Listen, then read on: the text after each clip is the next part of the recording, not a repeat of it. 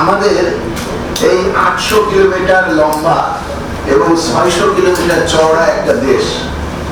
এই দেশে এগ্রিকালচারের যে সম্ভাবনা, সেই সম্ভাবনার কথাগুলোই আমরা কিন্তু এই কৃষি সাংবাদিক ভাইদের মাধ্যমে পরিচিতি লাভ করি, সারা বাংলাদেশের মানুষ জানতে পারি।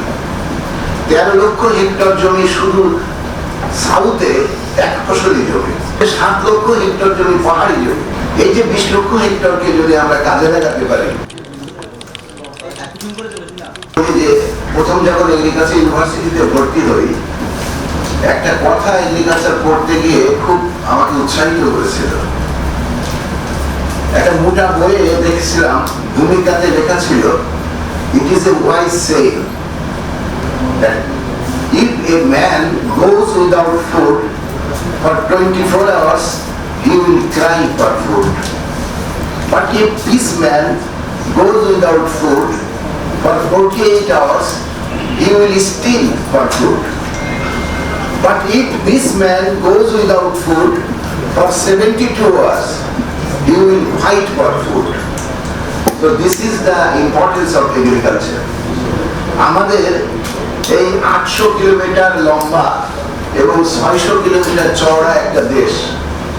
এই দেশে এগ্রিকালচারের যে সম্ভাবনা, সেই সম্ভাবনার কথাগুলোই আমরা কিন্তু এই কৃষি সাংবাদিক ভাইদের মাধ্যমে পরিচিতি লাভ করি, সারা বাংলাদেশের মানুষ জানতে পারি। এবং আরো ভালোভাবে জানতে যদি আমরা চেষ্টা করি, আমাদের মহাপরিচালক মহোদয় আছেন, আমাদের বিএর একটা প্রশিক্ষণ উইং আছে। আমরা যদি এই কৃষি সাংবাদিক ভাইদের লিস্ট করে কৃষির উপরে আমরা যদি তাদের আরো অবহিত করতে পারতাম, কৃষির উপরে একটা প্রশিক্ষণ দিতে পারতাম প্রত্যেককে সার্টিফিকেট সহকারে, তাহলে তারা বোনাফাইড একটা কৃষি, আমি মনে করি যে 3 দিনের হোক 7 দিনের হোক একটা কোর্স আকারে যদি প্রশিক্ষণ দেওয়া যেত, তাহলে দেখা যাবে প্রত্যেকটা মানে ট্র্যাকে থেকে এই সাংবাদিকতাটা আরো প্রসার লাভ করতো।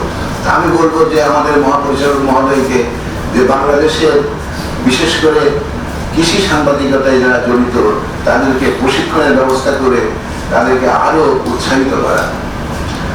আর আমাদের দেশটাকে এই সাংবাদিক ভাইরা যদি না থাকতো, আমি আজকে মেহেদি মাসুদ, আজকে আব্দুর রহিম, আজকে ইকবাল স্যার, মাসুম স্যার, আমরা আমাদেরকে চিনিয়েছেই তো সাংবাদিক, নয়তো আমরা কোথায় যাই?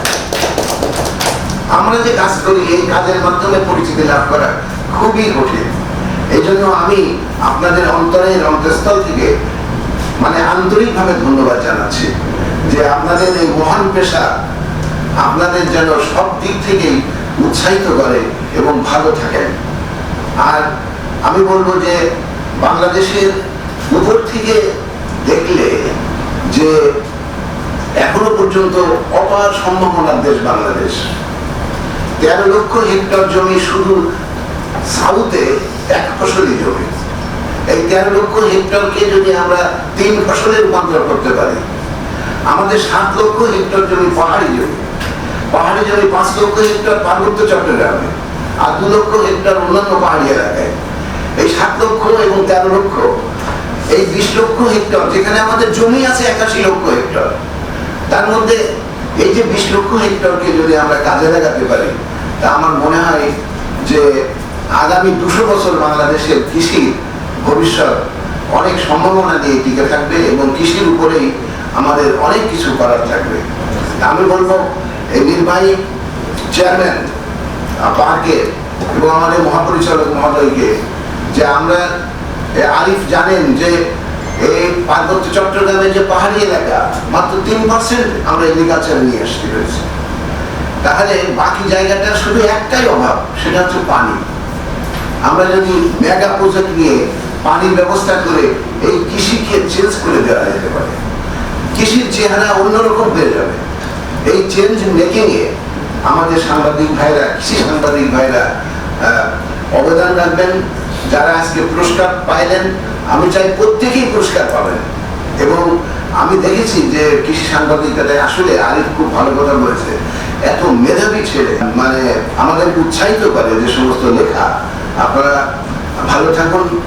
আমি যারা পুরস্কার পেয়েছেন সবাইকে মানে শুভেচ্ছা জানাচ্ছি। আসসালামু আলাইকুম।